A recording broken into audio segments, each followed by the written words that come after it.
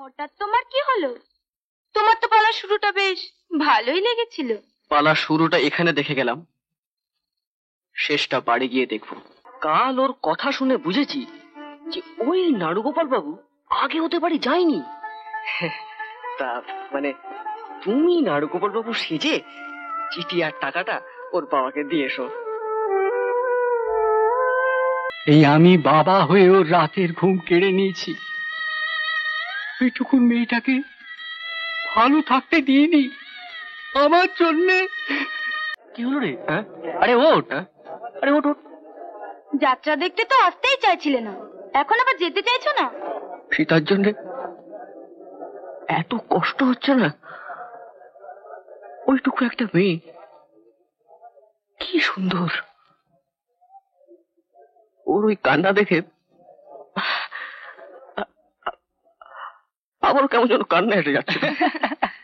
আরে বোকা, ওটা কি সত্যিকার কাজ ছিল নাকি? এটা তো অভিনয়।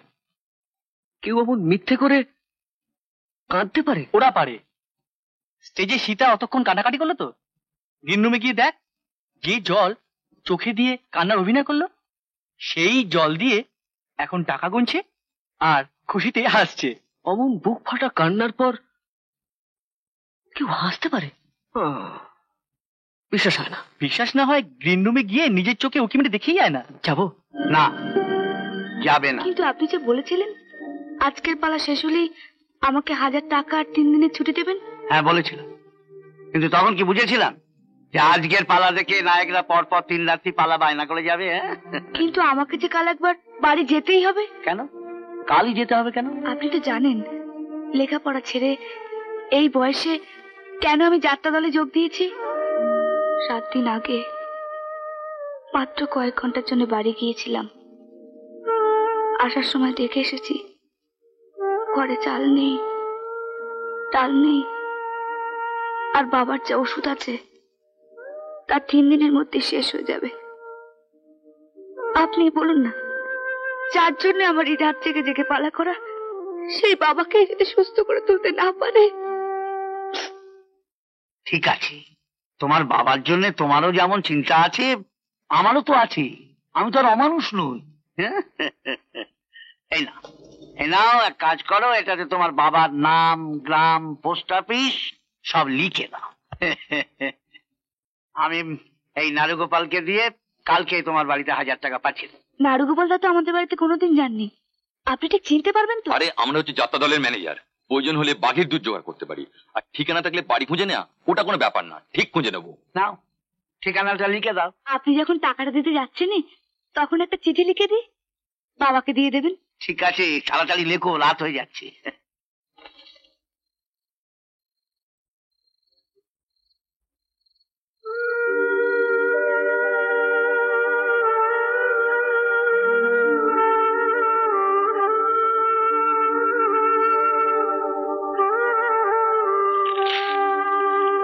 ঠিক পাঠাবেন তো? ভুলে যাবেন না যেন। কাল না হয় বাড়ি যাচ্ছ না, কিন্তু 3 দিন পরে তো যাবে। যাও, তাড়াতাড়ি হাত মুখ ধুয়ে তৈরি হয়ে নাও। অনেরা সবাই বোধহয় এতক্ষণ রেডি হয়ে গেছে, বাস এখনই ছাড়বে। যাও। আচ্ছা। দে চিঠি আর টাকাগুলো দে। শোন, কাল ভোরে উঠে কলকাতা গদিতে যাবি।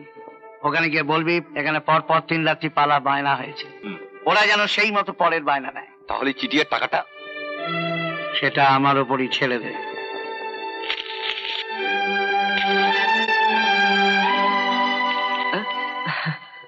কি রে, এখানে দাঁড়িয়ে আছিস? যাত্রা দেখছিলাম। যাত্রা? যাত্রা আবার কোথায় পেলি? যাত্রা তো কখন শেষ হয়ে গেছে। ওই সাজানো পালা শেষ হয়ে যাবার পর এখানে একটা জীবন্ত পালা শুরু হয়েছিল, যার দর্শক ছিলাম একমাত্র আমি। হঠাৎ তোমার কি হলো? তোমার তো পালার শুরুটা বেশ ভালোই লেগেছিল।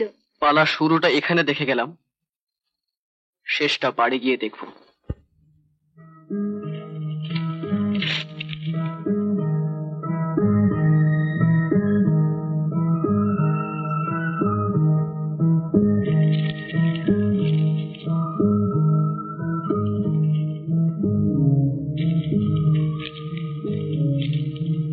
মুকুন্দ চ্যাটার্জি, গ্রাম পোস্ট অফিস, জগৎবল্লভপুর, জেলা হাওড়া।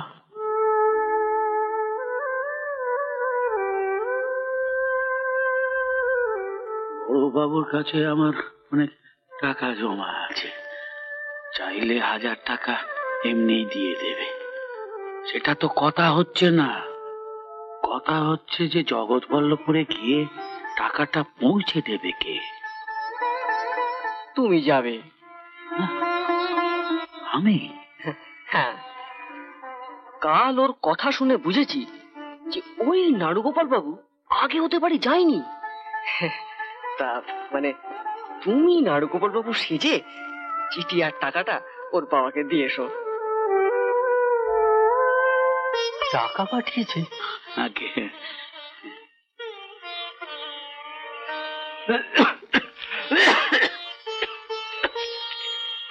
আপনি বসুন। থাক থাক থাক। এই চিঠিটাও আপনাকে দিয়েছে। শ্রীচরণেশু বাবা, আমাদের দলের ম্যানেজার নাড়ুগোপালদার হাত দিয়ে 1000 টাকা পাঠালাম। চাল ডাল আর তোমার সব ওষুধ কিনে নেবে। আমার জন্য চিন্তা করো না, আমি ভালো আছি, ভালো আছি, ভালো আছি। তুমি আর মা আমার প্রণাম নিও। রূপা।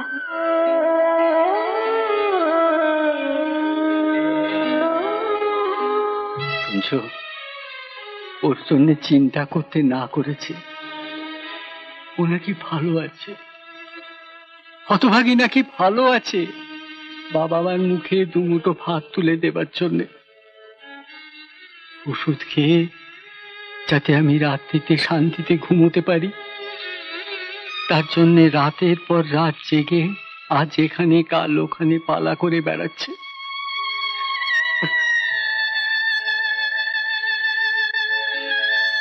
ও লিখেছে ও নাকি ভালো আছে।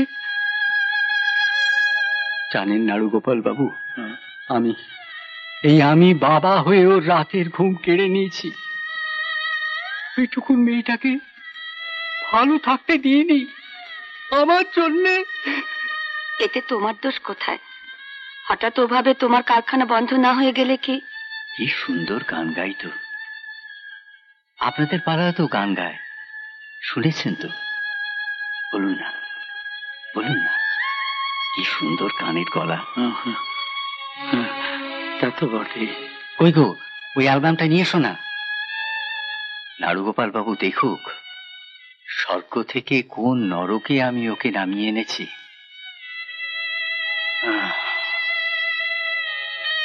শুনেছি আপনাদের রামের বনবাস পালায় ও সীতা সাজে।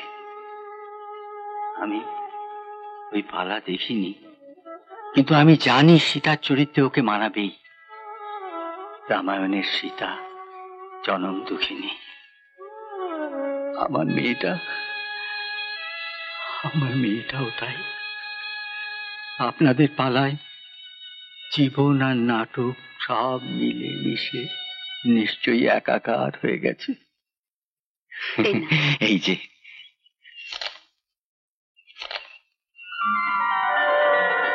যে ছবিটা দেখছেন, এটা গত বছরে আমাদের গ্রামে ছেলেদের স্কুল আর মেয়েদের স্কুলের মধ্যে একটা গানের প্রতিযোগিতা হয়েছিল। ওই তর্জার লড়াইয়ের মতো। উহ, কি গানটাই না গেয়েছিল সেদিন, আর লোকও হয়েছিল প্রচুর। আশপাশের গ্রাম থেকে কত লোক যে এসেছিল সেদিন। এরকম আরো অনেক সিনেমা দেখতে হলে ডাউনলোড করুন ক্লিক অ্যাপ।